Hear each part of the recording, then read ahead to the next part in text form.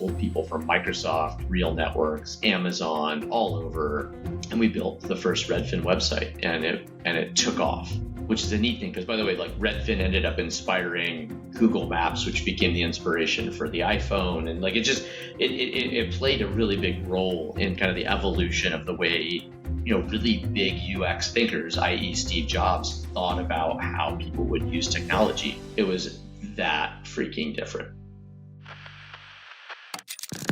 It starts with just taking that leap. Man, you have to work hard. You have to be incredibly smart. Choose something that even if it fails, you are going to be proud of it. Doesn't matter how badly you've gone beaten in battle. Be kind, be kind, be kind. Become a better person, a better leader, the better business. Go with your gut. I'm Samuel Donner, and this is Finding Founders. I'm over it. It's okay. Redfin has become a multi-billion-dollar company, and that's not all David Selinger has been involved in. He has stories of hacking into the early internet, working with Jeff Bezos, being unimpressed with the young Mark Zuckerberg, and eventually creating his own security company, Deep Sentinel. But let's take it all back to the beginning, to growing up in Oregon. Can you talk to me a little bit about growing up in Oregon, and maybe some of your earliest memories from there? Sure. So I grew up in a little town called Merlin, Oregon, which is a suburb of Grants Pass, Oregon. It was a great town to grow up in. My earliest memories are all pretty consistently about spending time with my family or my dogs outside. And then the other really kind of marked memory is the river. The Rogue River flows through Grants Pass, and during the summer, my dad would take Thursdays off, and every Thursday we would go rafting together. By the time I was 6, I had my own little raft, and I was rafting, literally a 6-year-old rafting by myself in my own little boat down little rapids. And we would use inflatable kayaks, and in high school, I transitioned to a hardshell kayak, and the river really became a big centerpiece of all of my time growing up. Do you remember any early lessons, or just anything about your parents that they taught you, or any memories that have to do with I don't know, what your parents were doing at the time when you were younger? My parents were first generation Americans. Their parents had immigrated just before they were born, so were just barely born in America. They had a lot of very deeply rooted immigrant perspectives, like no credit cards, don't use any debt. They taught me about the importance of finance and independence very early.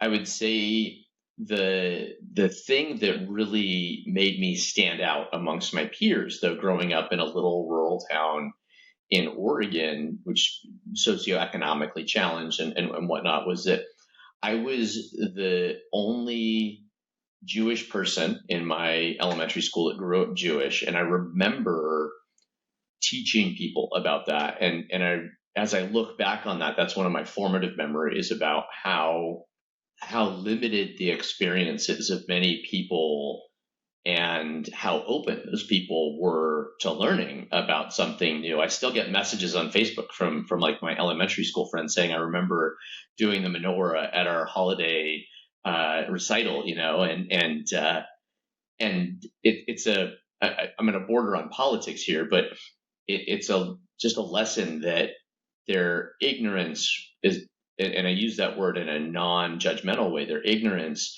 was a function of circumstance, not a function of bias or judgment.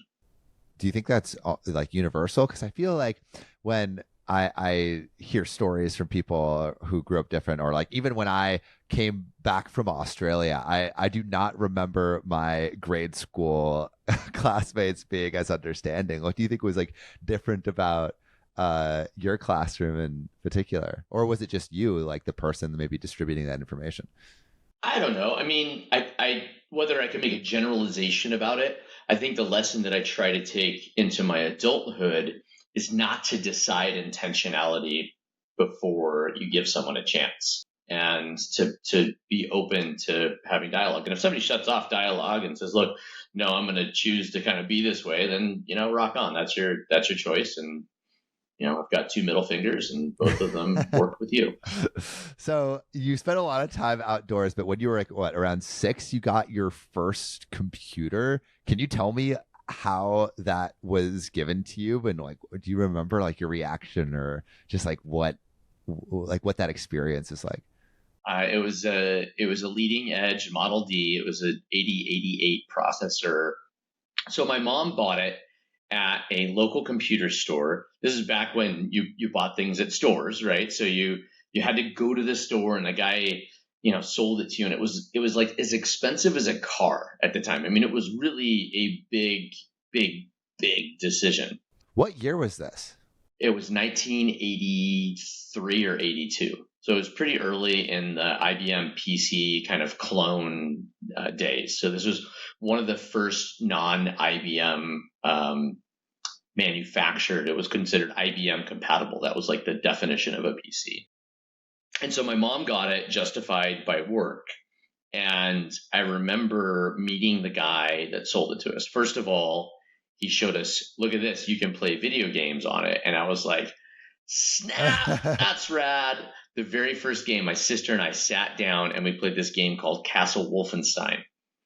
And it was a top down, you walk around and I guess true to form, you shoot Nazis. So that was one of the first things I definitely remember. And the second thing I remember was he came to our house and he taught us how to use it. He taught us how to use MS-DOS. In fact, if anybody's watching the video, there's like a MS-DOS box right here because it was like that important to me when I got it. And then he showed me how to upgrade the RAM. And so he brought this big electrostatic protecting tube. And in order to upgrade RAM in these early computers, you literally got the chips and you pushed them into the motherboard. And it had 2 disk drives. So this was a big deal too, because a lot of computers at the time only had one. It didn't have any permanent storage. There was no hard drive or SSD or anything like that. It was 2 5.25-inch floppy disk drives.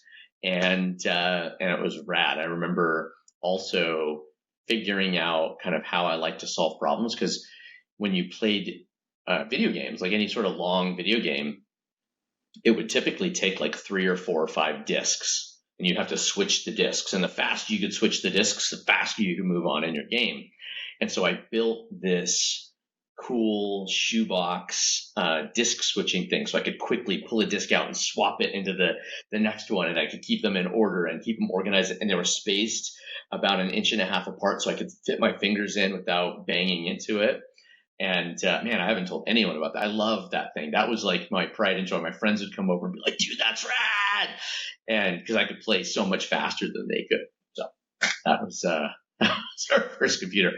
And so you're kind of already building on top of you're building hardware for this computer already. Like, how old were you when you built that disk switching? I was like right away.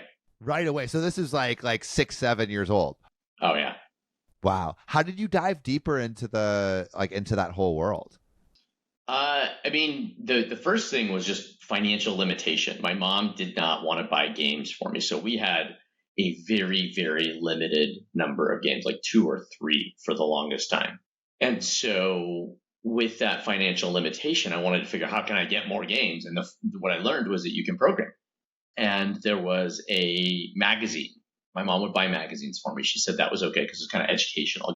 And then by about 1988, I was subscribing to PC Magazine. And these would have printouts in the back that would say, here's how to program a game in Microsoft Basic or in Pascal. And so I'd learn about that. And then I wanted to learn more. So then I went to the local library. This is the Josephine County Library. And if you went into the Josephine County Library and you went in the main entrance and you turned right to the adult section away from the kids section, which was to the left, there were 1 row of computer books. There was 1 row of computer books. And so I'd go and check those out. And I taught myself how to program in Basic and in Pascal and in C in order to learn how to play games.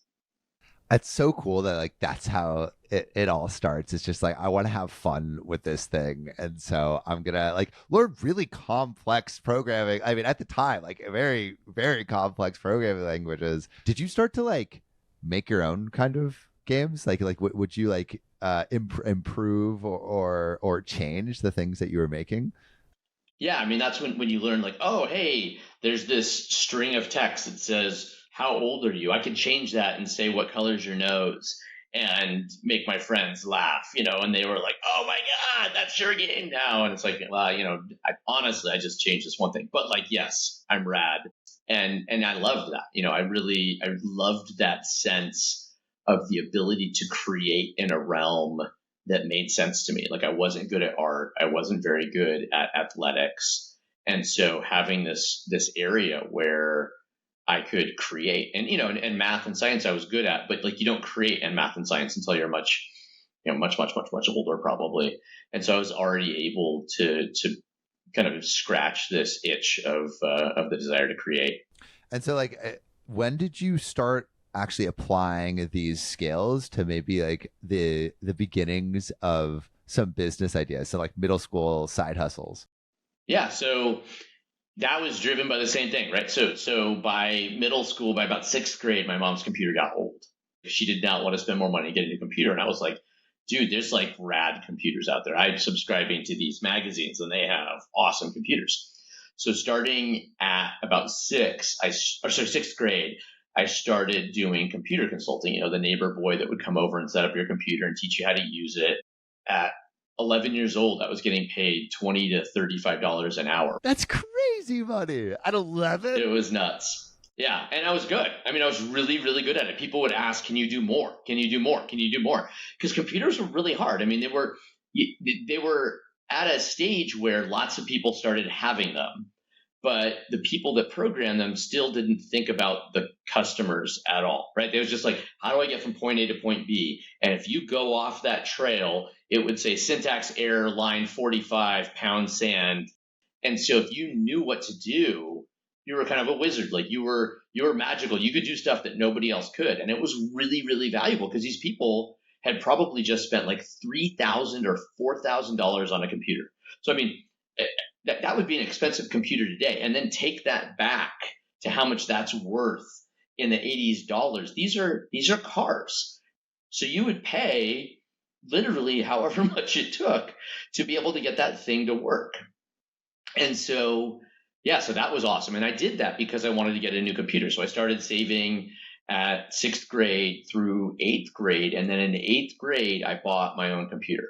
And so I ended up buying a Gateway 2046 DX33 with 16 megabytes of RAM and a 250 megabyte hard drive. And I was awesome. Why were you so excited to get this computer? So number one, I put it in my room. So I was like, this is mine. I'm putting it in my room. This does not go in the family room where everybody can watch me and I have to stay up late in order to get access to it and fight with everybody. It's in my room. Number two, it ran Windows really well. And this is Windows 3.0. It was like the first kind of popularized Windows. And Windows enabled me to then use bulletin boards. I was on bulletin boards and like hacking. So when you say bulletin, like can you describe where you would go? You would like what you would search up and like what there would be like, because I'm imagining like there is no search up. There is no anything, right? So you would get a modem, which is a device that connects your computer to a phone line. Then you would call a number and you had to know what the right number was. Then you had to know what the right username and password was or some right way to get in. How do you get that information though? Like it's like social hacking. If you've ever heard like social hacking, you basically kind of climb up the ladder, right? So you start off with some local guy that you meet at the computer shop and he says, here's the number, and he slips you a piece of paper, and here's the guy that runs it. Tell him Bobby sent you. So you do that. And then you meet people on that bulletin board and they're like, hey, I found this one that's even better. It's like, it's in the big city. So that would be like Eugene. And then you're like, okay, cool. Hey mom, can I have a long distance account? And so now I was paying for a long distance and I'd call the one in Eugene and then cool. So then I'd call the one, then I learned about the one in Portland, which is kind of the biggest city in Oregon. And then from there, I learned about these like national services. There was Prodigy, Genie, CompuServe, and you'd learn how to hack into those. And then from those, you could kind of find nationwide resources. What did it feel like to be reading this kind of stuff that was banned and kind of taboo? It just felt like I had two lives, right? I had like this life where I went to school and I got A's and I skipped grades and I was cool and I never got in trouble and I didn't go to the principal's office. And then I came home and I didn't think about it as doing anything illegal. That really didn't cross my mind, or illicit or bad per se. It was just like, I'm unbounded, right? Like I am treated as an adult with immense amounts of power and access. And I just wanted to see how far I could go. And to kind of go back to the government stuff, once I reached, I was like, oh my God, now I'm kind of there. And the next step is probably bad. What was the next step? There were local governments that had set up a modem for people to call into, and you could access the local. Most people's passwords were ridiculous at this time, right? So their username would be their name, and then their passwords were like password or 1, 2, 3, 4, 5, 6. And so you just like jammed, right? You just sat there and jammed away. And there were lists of passwords that were the most common. You could download those and then you just go through them. You'd get a modem, a client on your modem. So you'd get a programmable client, and then you'd make a script and it would pull in this file of all the passwords, and then it would jam through all those passwords and try them against that phone number. And sure enough, once in a while it worked. And then there you are, right? Like you're reading, the mayor's email. And so it was really just about, I think about it in the teenage model of just exploring the world around you. It wasn't intentional to be bad. It wasn't intentional to try to get something. I did it once or twice, and then I was like, what am I going to do? I'm a kid. Like, am I going to keep going or am I going to stop? And so I made the decision, I'm going to stop. But what made you really want to stop? Or did you ever get close to any kind of trouble? Yeah. So I was a goody two shoes. I really didn't like getting in trouble. If I were to get in trouble, I would be getting in trouble at the level that my parents would get involved, and I would probably lose my computer and I'd probably not be able to do what I like doing. So I stopped. So that was all like 6th, 7th, 8th grade. I also would love to hear about the buying and wholesaling your school store. Does that happen before high school?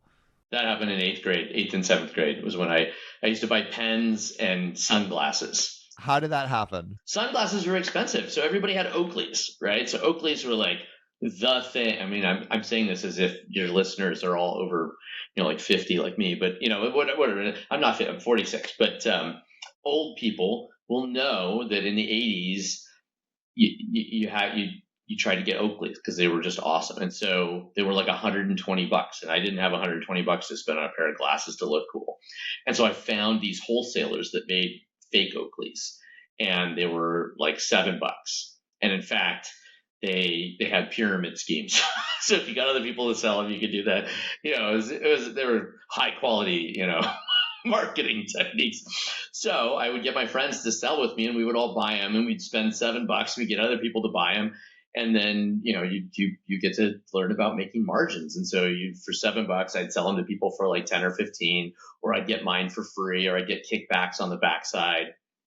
And then the other thing, I was a bit of a pen snob. I really liked fountain pens, which again, this is a town of 15,000 people, which fountain pens were the only pens you had 100 years ago. But fast forward to the 80s and nobody even knew what a fountain pen was. So I was like a super snob. I loved really high-end pens. I liked gel pens, and these are expensive too. And so again, I found out, oh my God, I can wholesale these things. And, doing stuff over 800 numbers or over mail was just something that kids didn't do a lot of. And so if you were willing to go through the process of figuring out what the 800 number was, getting a catalog, and then selling it, you could make 40% margins on these things. And so I did. And I sold pens and pencils and sunglasses to other students. And is this all computer money basically, or are you doing what else are you doing other things with this kind of money? I also bought, so there are two other things I did. I also bought candy. So there was a store across the street from my middle school, and all the cool kids went there and bought candy. So I was rad because I would get, I wouldn't make $1 like the other kids had for allowance. I'd make $20 or $40 or $50, and I would go and buy more candy than anybody else and bubble tape and stuff like that. Then the other thing I would get was video games. I would go to the video game arcade, and I'd have it again, like instead of having $2 or $3, I'd have $20, and I could crush. You could do it forever, whole day. So going into high school, how did your programming skills develop? So first of all, we didn't have internet, and I knew the internet existed because I was kind of connected outside. And so I worked with a bunch of adults, and I started a group called the Josephine County Internet Commission. And this was a group of like 5 or 6 adults, guys that ran BBSs, who tended to be, back then, they were ham radio people, because they valued, what does it mean to like communicate with people outside of this area?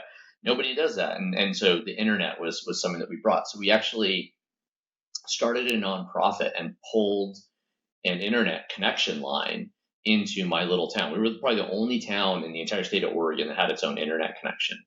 So after that happened, then the internet really started to take off. Grants Pass is a neat town in that things like this, when they start taking off, the town really embraced it. So by the time I was a sophomore in high school, people were making web pages. And I would say a quarter of my classmates had internet connections. In terms of my development, though, the funnest thing I would share is that because I was in school more than I was at home during the day, I learned to program while I was at school. And so I actually spent most of my time programming my calculator. So like I'd be in class and I'd be bored because I was for my school, I was very bright, and I was probably too smart for my own good. And my school didn't really have programs to stretch, right? So I finished math by the time I was a freshman. Studying, wasn't super hard for me. I had almost a photographic memory, so I did very well in all my classes without trying. So I had a TI-85, which is Texas Instruments 85 programmable calculator. And so I taught myself things like memory management and rendering. I made a 3-dimensional rendering maze game so you could play on your calculator, and it would like literally render all the different combinations of how a room would look, all in black and white, drawing lines. It was very, very slow and kludgy, but it was fun. I remember that was really cool. I taught myself data structures doing that. I started teaching myself algorithms. And so at this point now, my parents were sending me off to college courses because those are kind of like sophomore, junior level. Where were you learning all of this stuff, but like about algorithms and like data structures? So a lot of it was because I wanted to solve problems for games. And so in order to do that, you had to know kind of how to do this as the games got more and more complex. And the calculator was especially interesting because it was very limited in terms of its memory. It was very limited in terms of its processor. And so if you built a bad algorithm, it didn't go anywhere. It just sat there. It was really, really slow. In the kind of version of today's world, that'd be like playing Baldur's Gate, and it was only 2 frames per second. Like it didn't work. So you did everything you could to kind of like jack that up. And then I started learning the theory of it through this program called CTY my parents sent me to in the summers, which is put on by Johns Hopkins University. And that was the game changer for me. That was so inspiring. I met all kinds of other kids that were like this. What did that feel like to kind of be around like these like intellectual peers? It made it so that I was super excited for college. It made me a little bit elitist, though, I have to be honest, right? It not a little bit. It made me a lot elitist. It made it so that when I had issues in high school or like I didn't get along socially, I was just like, I don't care because I'm going to leave this town and then I'm not going to care about you.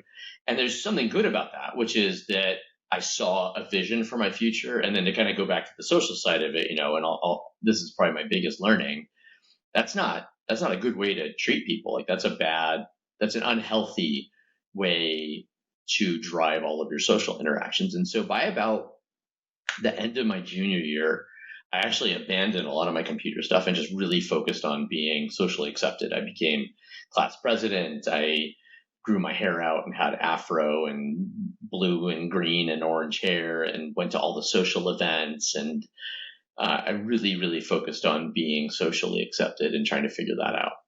I also want to talk a little bit about like the idea of like trying and not giving up, and this like math competition that you were at in the beginning of high school, because it feels like it was like an important lesson that you brought with you throughout your whole life.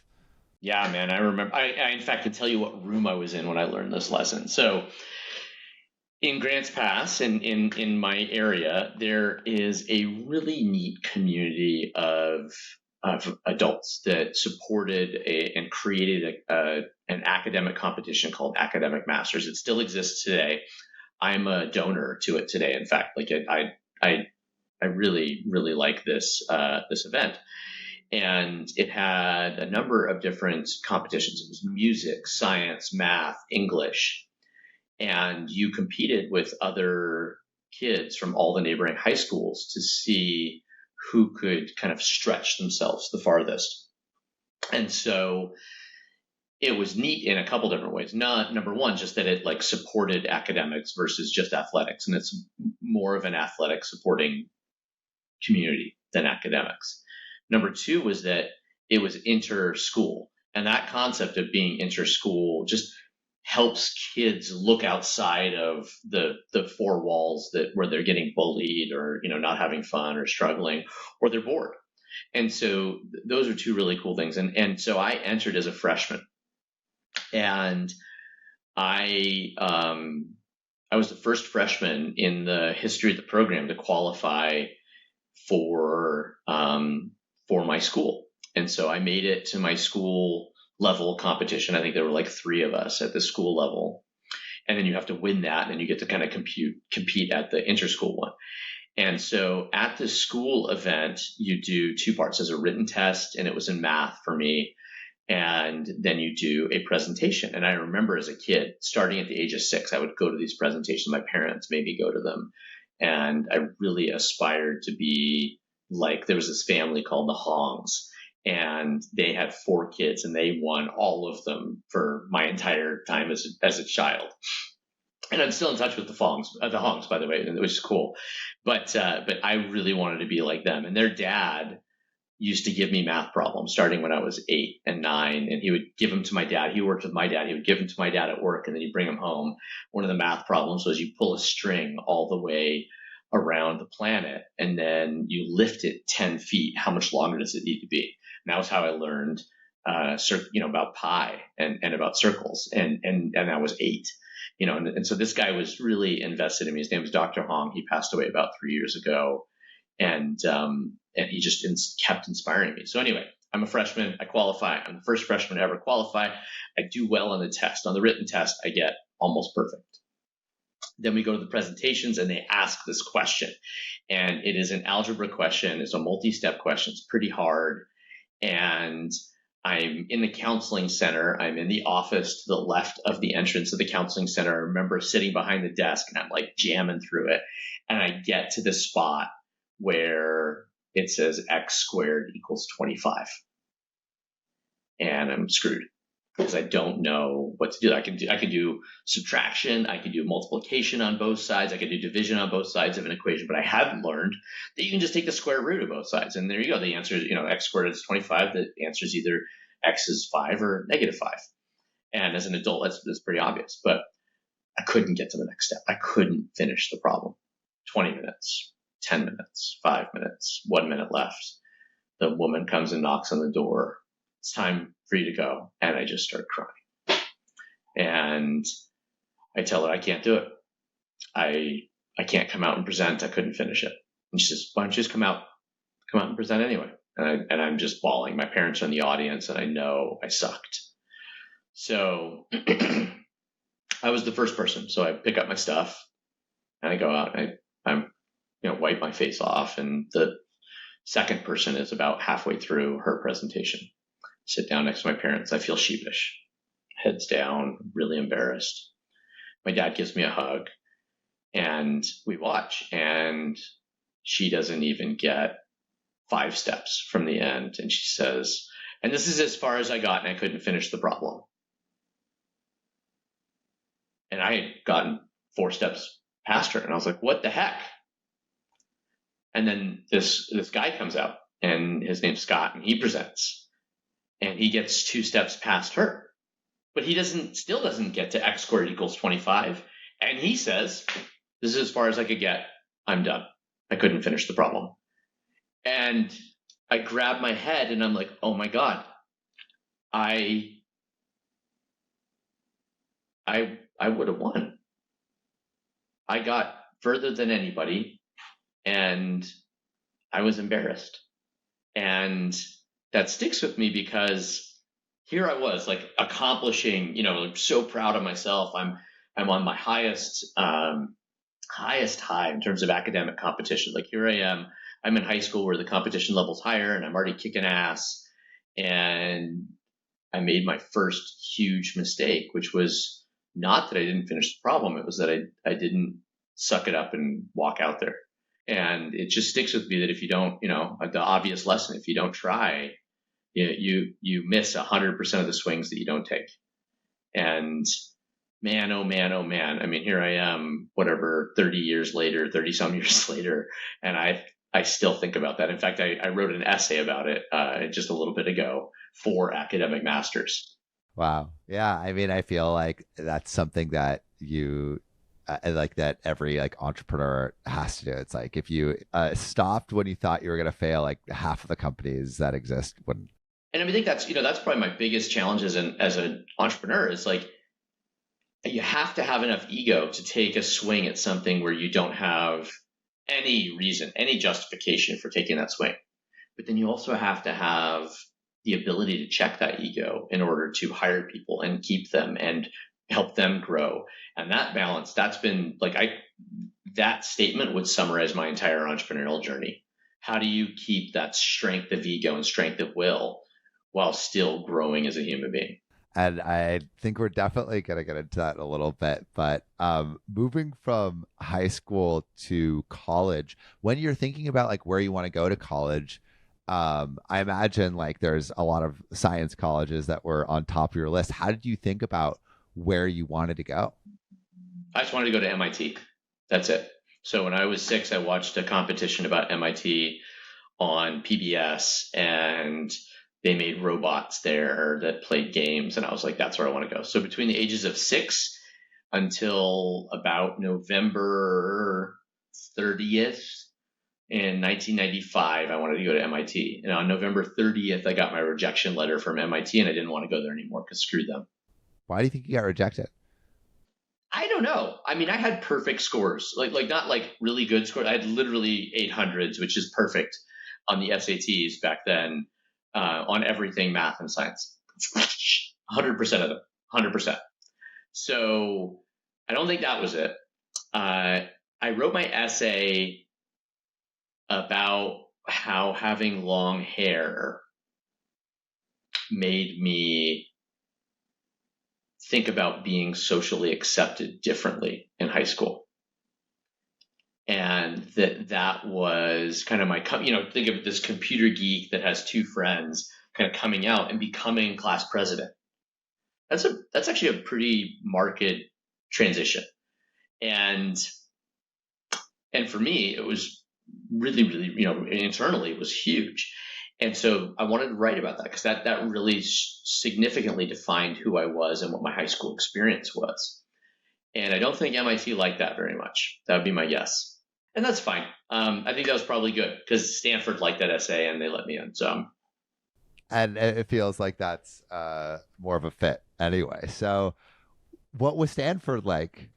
Dude, Stanford was everything. Stanford still is everything. I think about Stanford all the time. I'm still, my best friends today are the people I met in my first couple of years at Stanford still. And it was this amazing combination of people that are intellectually challenging, people that are athletically at the top of their game. I made friends with people many friends who competed in the Olympics. I was friends with Carrie Walsh Jennings when she was a freshman. And she, if you don't know who that is, she won numerous gold medals at beach volleyball. I met people that just found academic excellence in very rural areas of North Dakota. And they brought to the table this story of stretching and pushing themselves harder than anybody else. I met Chelsea Clinton. I met my first gay friends who had to overcome what it meant to be gay and grow up in a small Midwestern town and get the crap beat out of them every day at high school and still become academically amazing. And so it was a school full of people, all of whom had not only unique stories, because every human being is unique, but unique stories that carried excellence in a way that required them to make incredibly difficult sacrifices and decisions. What were you inspired to explore and like achieve excellence in? Because I feel like when you're around that kind of community, it's like, okay, I want to go even further in the things that I'm interested in. So at first I wanted to run away. Really? Honestly. I felt very intimidated. I wanted to go back to Oregon. I wanted to go back to my girlfriend. I wanted to go back and just like be comfortable again, because it was uncomfortable. It was exciting, but it was uncomfortable. I felt small. Here I was, the smartest kid in my town, and to a place where they might not remember my name or they might not care about that. And that was daunting and intimidating. And so for the first year, I had to overcome that. And then by my second and third years, I really kind of found that if I made good choices, I stopped watching TV and I just focused on learning. If I did research, that I could go do things that nobody else did. And then I did the best thing possible, which was that I started a company and I dropped out. Okay, can we pause on that really quick to talk about speed reading right before? Yeah, that was my first semester at Stanford. And that's probably what saved me, actually, right? I was in this mode where I was like, oh my God, I'm overwhelmed. Everybody's better than me. Everybody's smarter than me. And I took a speed reading course. And I remember walking into that class, and the teacher was passionate. The teacher was excited. And I was like, oh, maybe I should, I was just trying to fill credits. I wasn't that intentional about being there. I was overwhelmed and I didn't know what to do. So I went through this process, though, where I started learning the most important rules of speed reading are not how do you read faster, it's how do you choose what to read and what not to read. That's really what it comes down to. How do you skip reading lots of stuff? How do you look at entire paragraphs and look at 6 words and know what everything else says? How do you look at those 6 words and then zoom out and know which 6 words you have to grab and know the summary of everything that you didn't look at? And by about the 8th or 9th week, the teacher had us hold up a newspaper, and you would poke a hole in the newspaper, and you would use that hole over your book, and you could only look at like one word at a time. How do you read the whole thing? And by the end of the class, you could do that and just basically just skim straight through an entire book and read a page in like 2 seconds. And by the end of the class, not only could you do that, you could, the way that I read now, which is I will open up a book, I will read typically the preface pretty quickly, but I'll read every paragraph. I'll read words from every single paragraph and then go chapter by chapter. And I'll look through the contents. The contents are the most important thing because that's your structure. And then using the knowledge of what the contents are, read half of the first paragraph of every chapter, cruise with my eyes through every single page, read the last paragraph in the chapter, maybe a couple of other leading sentences. So each chapter is maybe 30 seconds, and then read the whole book in about 5 minutes. Wow. When you're only reading like 6 words per paragraph or less, like, is it just about like retaining the main concepts of the book, or are you actually like understanding everything that book is? I have actually found that by skimming, I can pass retention tests better than reading straight through. And the reason really comes down to, a good academic author, and this doesn't go for narratives, right? This doesn't go for novels and stuff like that, but a good academic writer tells you what they're going to tell you. They tell you, and then they tell you what they told you. They do that at the level of the book, which is the foreword or preface or summary and the conclusion. They do that in the contents. They do that in every chapter. The chapter opens with, here's what I'm going to tell you, here's how I'm going to tell you, and then here's what I told you. So that's why you read the opening and the conclusion. And as long as you're self-aware enough when you're reading this, I'm not reading this to tell me what you want to tell me. I'm reading this to fill in my own gaps. So if in reading the preface, I already understand the argument of section 1 and section 2, or I disagree with section 3, then I know that I need to spend way more time on section 3 than I do on 1 and 2. And so it's not just about doing that by rote. It's not just that process. It's applying the same degree of selectivity to reading that you would to any other way that you invest your time. And that to me was mind blowing, that like, oh, so reading isn't from point A to point B. Reading is an information transfer. And if you think about it from like, I have this gap of information, I'm just going to go fill that gap in. So, I mean, obviously you're learning like a bunch of stuff that is incredible at Stanford. You're like talking with some of the smartest people in the world. Why do you decide to eventually take a break and leave? So one is I was having mental health issues at school. Like I was so under pressure that I wasn't healthy. The second was that the dot-com boom happened, and there were so many opportunities outside of school. It's just like this pulling sound. I knew so many people that had either started companies or were at companies that were doing well. And I had done internships at some of them, and there was just money. I mean, just tens and hundreds of millions of dollars. So when you dropped out, where did you go? So I went to about 3 different startups, and one that I started, one that was called Flycast, Engage, and that went public at like $1 billion valuation in 98, 99.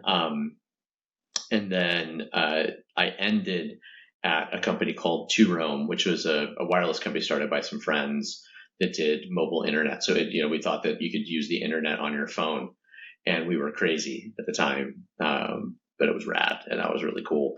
And I made one of the first multiplayer wireless games, and maybe even the first multiplayer wireless game. And it was a really, really neat time. Then the bottom fell out on the .com. Before the bottom fell out, like who were you like hanging out with when you were in Silicon Valley? Like what was your like friend circle like back then? So at that time, I really didn't do a lot of hanging out. I worked a lot. I worked 100-hour weeks for the most part. So that was I really was into doing this and doing it 100%. I did hang out with a bunch of like more startup people later in my life. So once I went back to Stanford, so I ended up going back to Stanford. Why did you go back? So my very first boss in the .com world was a guy named Russell Fraden. And Russell had dropped out of college, and he told me that no matter what I did, if I dropped out, I needed to make sure I finished my degree. And so I did. It ended up being amazing. Like, again, that was one of those decisions I did for other reasons. But what ended up being the most compelling thing about being back at Stanford was, A, that Stanford took me back.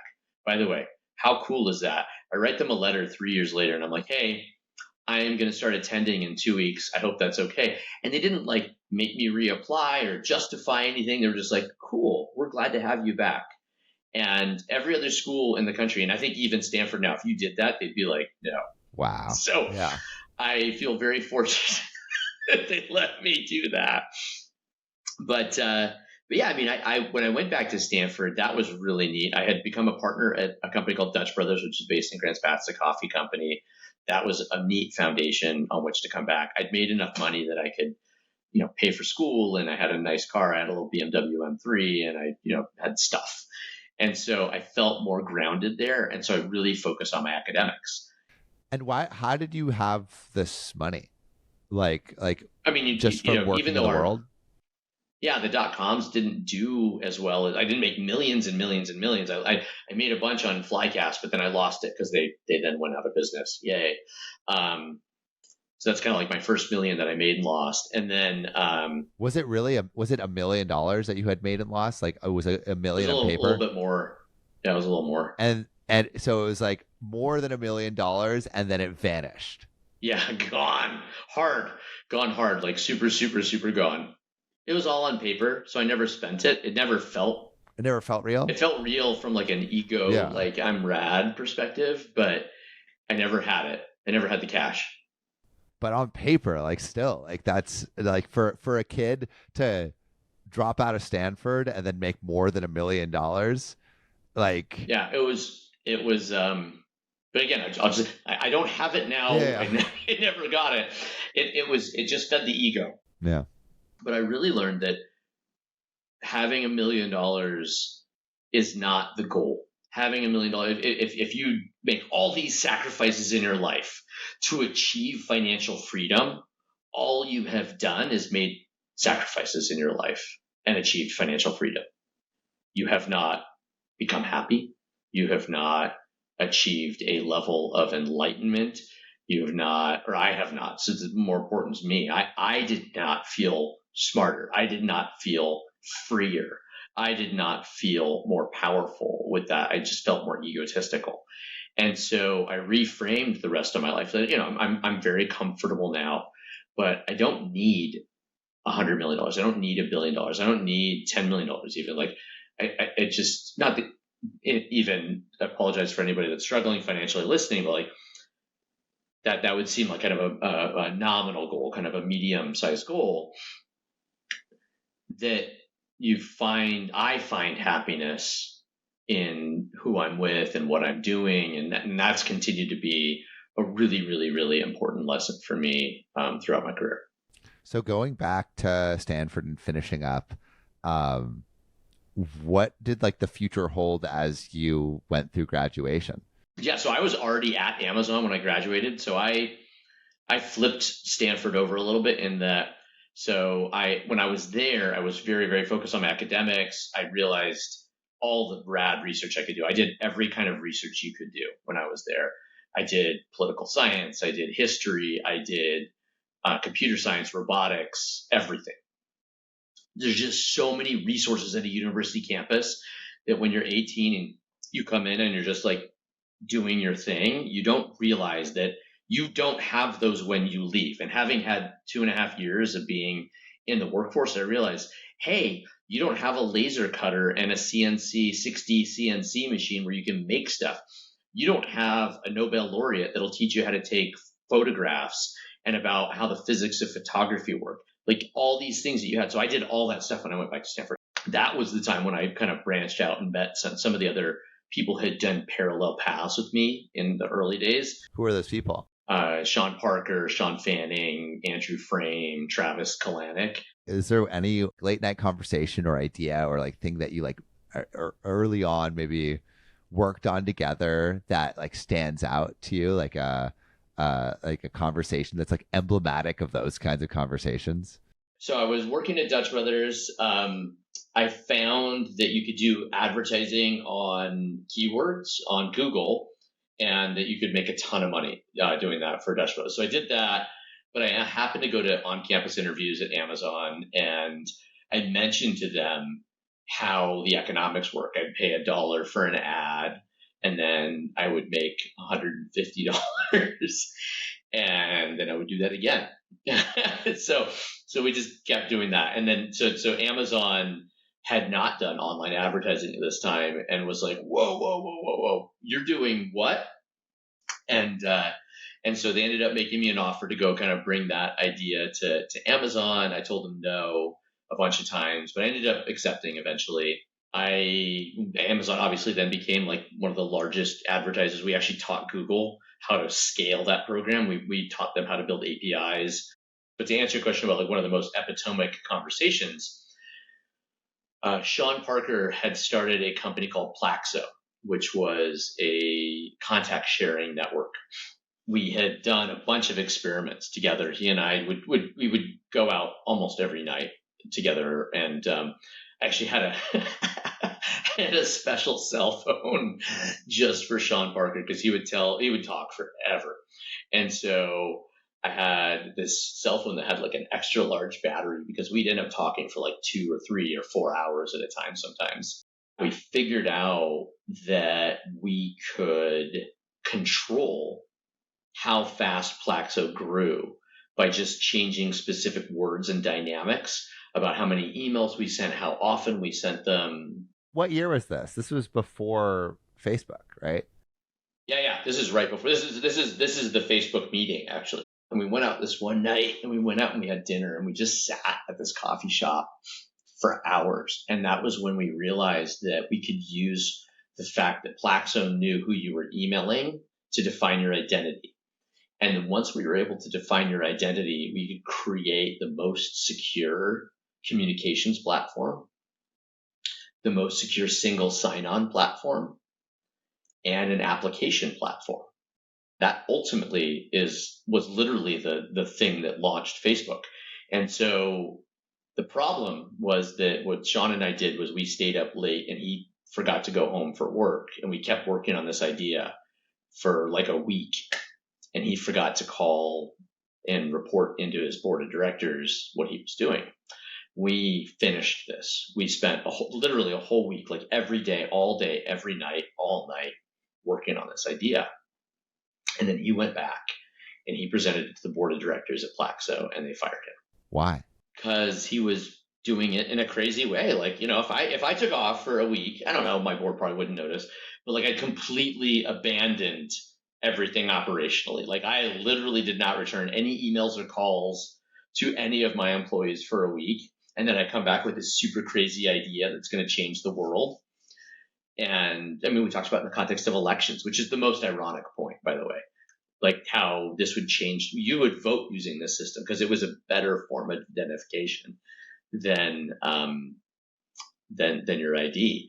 I mean, it was wild where we went with this. It was like we did the entire map of what ultimately ended up becoming kind of the next 10 years of Facebook.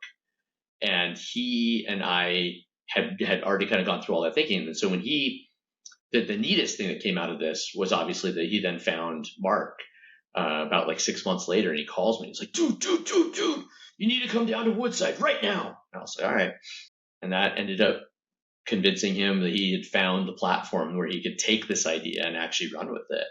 And Mark and he obviously didn't get along perfectly well because they ended up parting ways. But like Mark embraced this and really in a way that other people didn't. I ended up not joining Facebook because Sean's crazy, and I would have fought too much with him. We did enough talking as it was, and B, Mark and I had one conversation, and we didn't like gel. What was that conversation about? He didn't have the drive. I mean, obviously, I'm wrong. By the way, let me just be clear.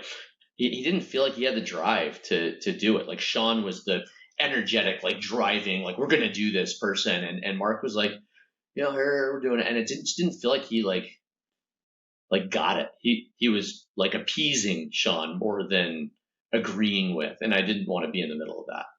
Again, big footnote. I was wrong.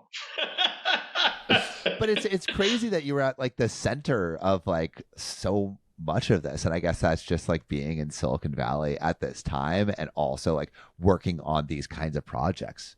So you didn't take that groundwork of Facebook, but you basically had the opportunity. So you stayed at Amazon, right? And I had started Redfin. You had started Redfin. Was that right before you had that meeting with Facebook? Yeah, it was like 6 months after I'd started Redfin was when I met with Mark and Sean about that. Excuse me for like kind of going back because there's like oh wait, that's really interesting. I want to hit that really quick. So just really quick on the whole Amazon front, that was fairly early Amazon. What was like the culture of Amazon like? Oh, it was cutthroat.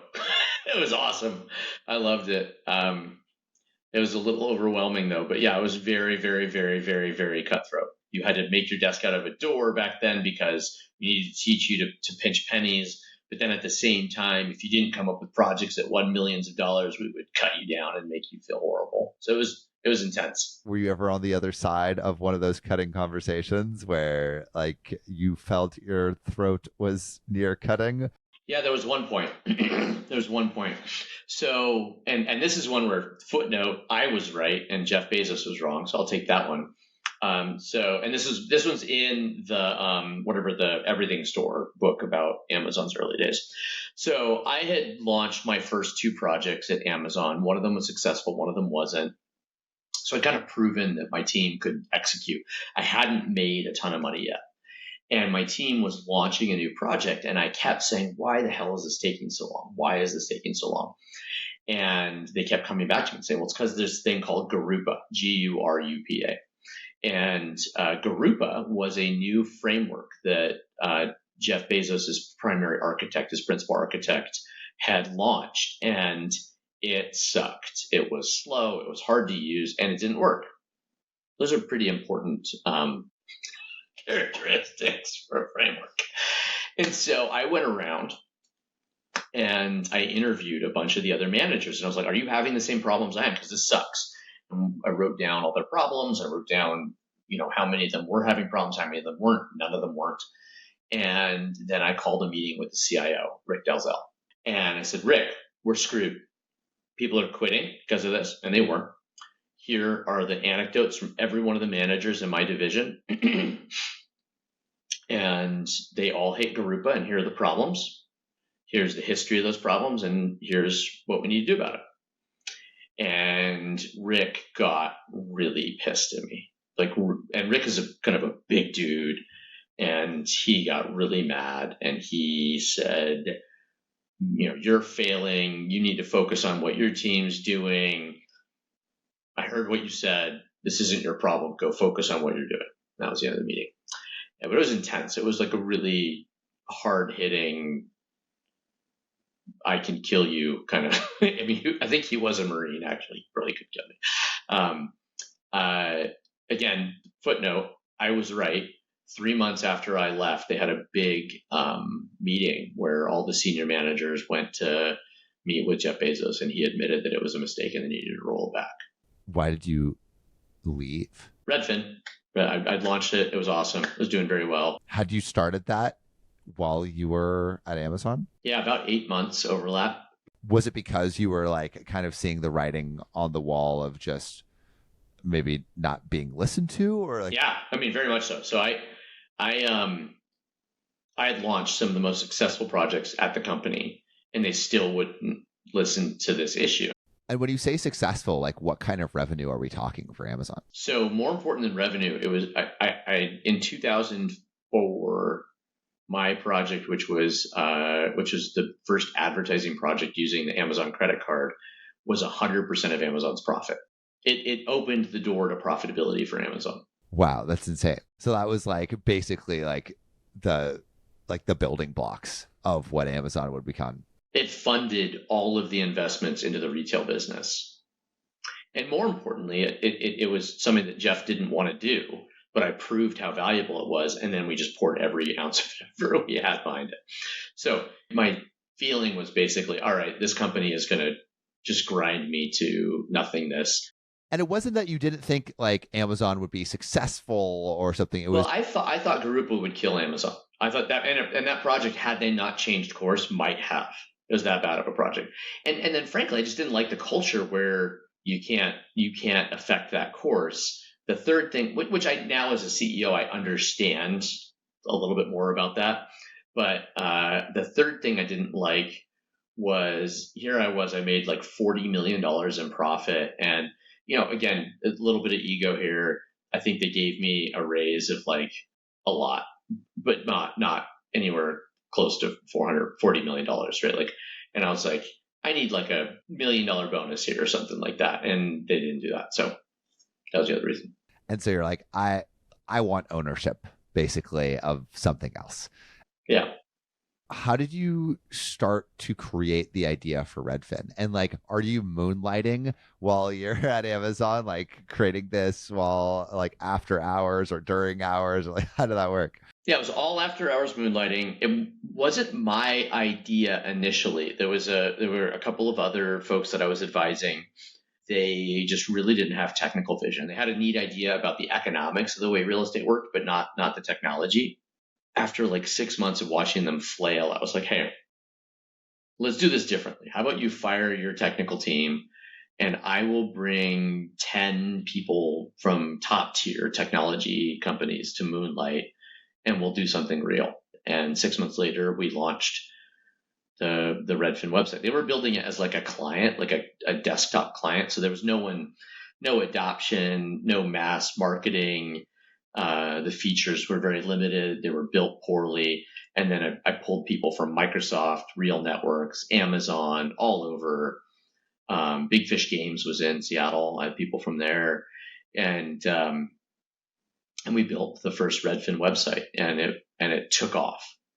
If you were to compare what navigating a website like prior to Redfin looked like and what the experience of Redfin was in that moment, like why was it so different?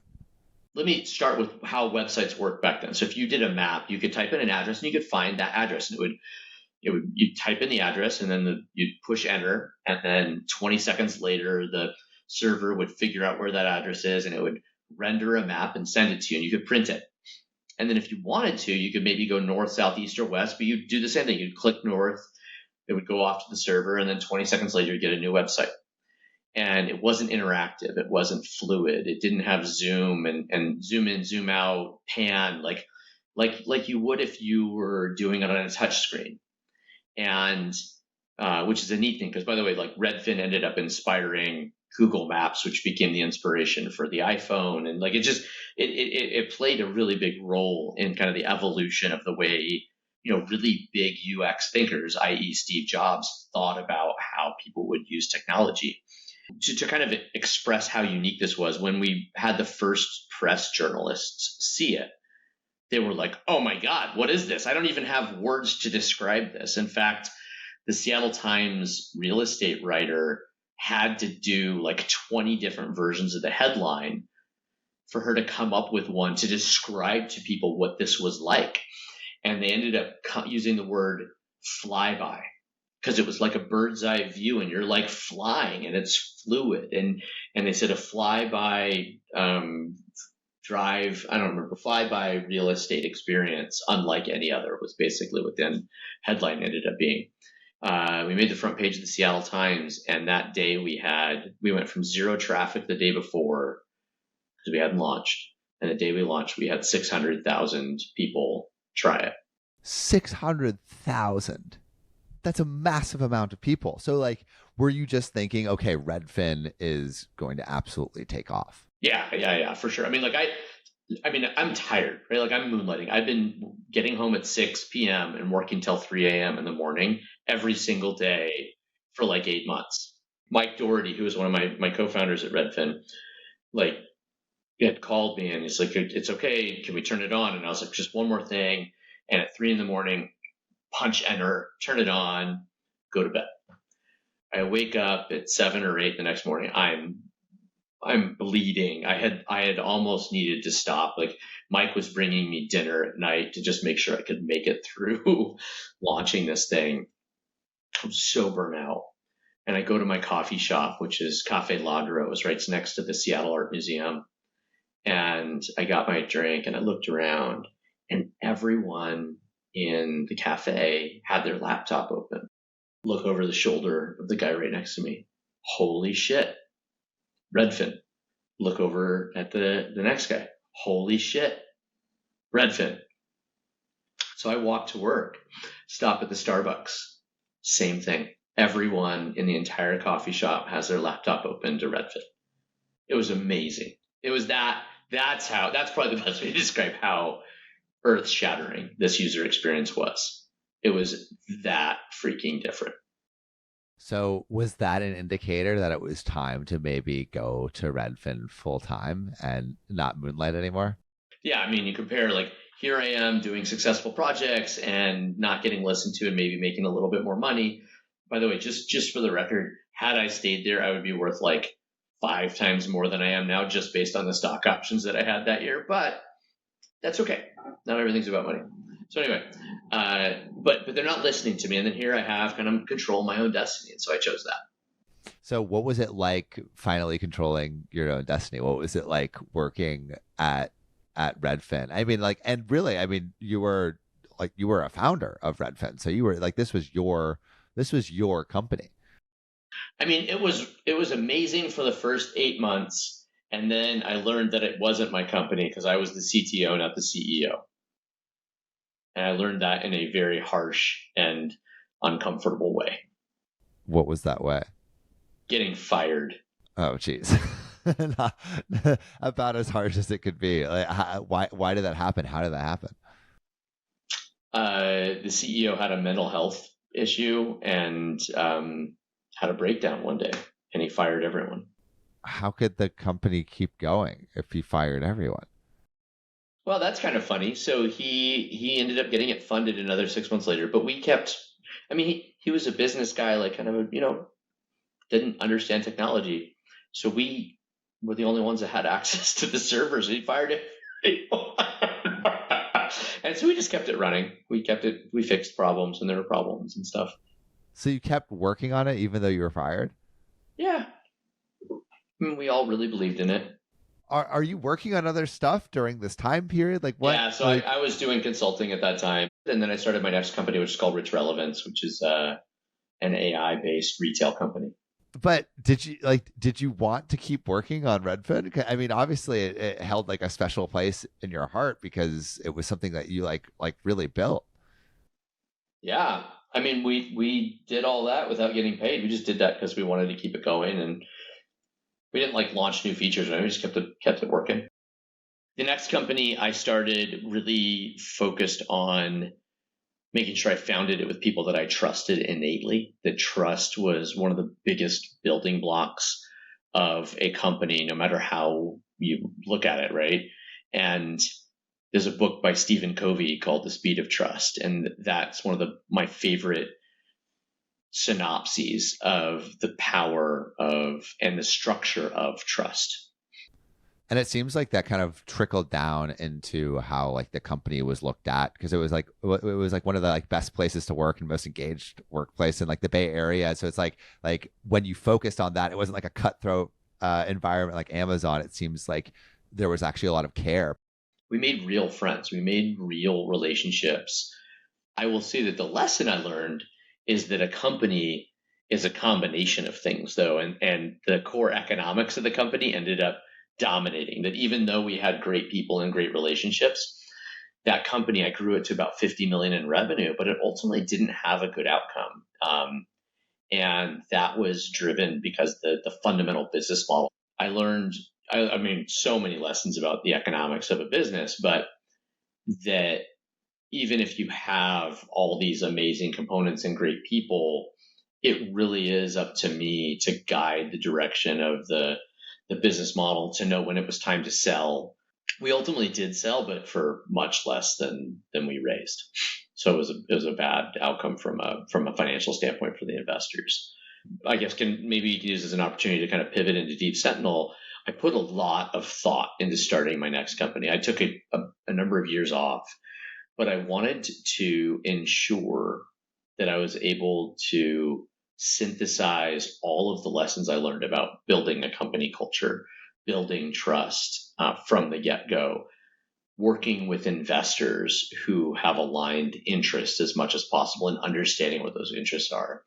And then making sure that I designed a business model that I knew, understood, believed in, and that could survive market ups, market downs. It could survive good investors and bad investors, could survive good employees and bad employees.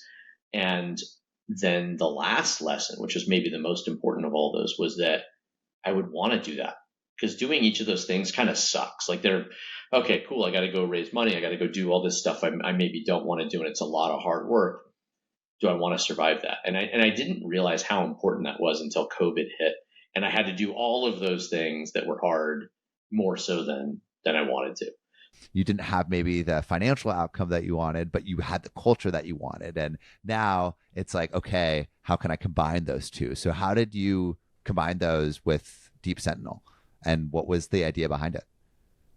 So Deep Sentinel is a physical security company. We use video cameras, security cameras, plus artificial intelligence, plus what is called humans in the loop, actual live guards on your cameras to stop crime. And so the kind of summary example of that would be actually in September of 23, I had a man walk down my driveway at 1 in the morning, armed with a crossbow, intending to break into my house. The cameras triggered. They identified him. They identified him as a threat. They escalated that video to a live guard at 1 o'clock in the morning when I was sound asleep. That guard sounded the siren, told that man to leave, called the police, and ensured the police were en route. All of that happened before I even woke up. To me, that's just such an important thing to do, right? To actually stop crime. You'd be surprised. Most of your listeners would be surprised to hear we're the only security company in the world that does that. Like, we're the only company, much like what we learned with Facebook, which started out with the belief in truth and transparency, changing the world in a positive way. Most nonprofits find that it's very difficult to actually have a positive influence on the world in a long-term manner.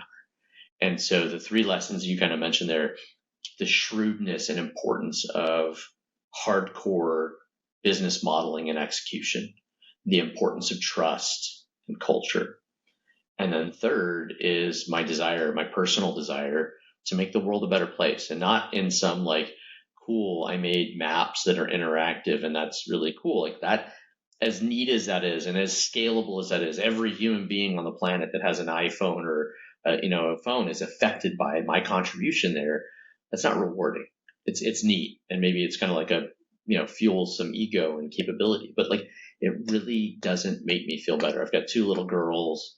They're the center of my life, and that very much frames the contribution I want to make in the world. And so I brought those 3 things together, and I spent about 2.5 years looking at what are things that I'm good at. I'm an AI researcher at my core.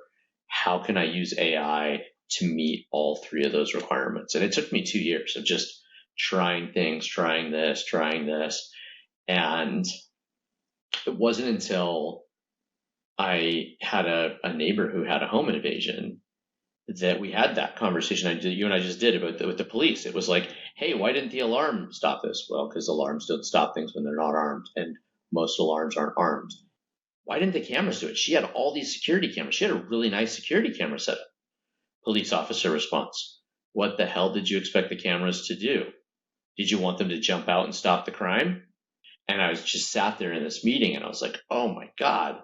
I started researching for my family, how could you actually stop this? And I found, obviously, right, there's a lot of businesses that pay people to sit and watch cameras, but it's thousands and thousands of dollars a month to do this.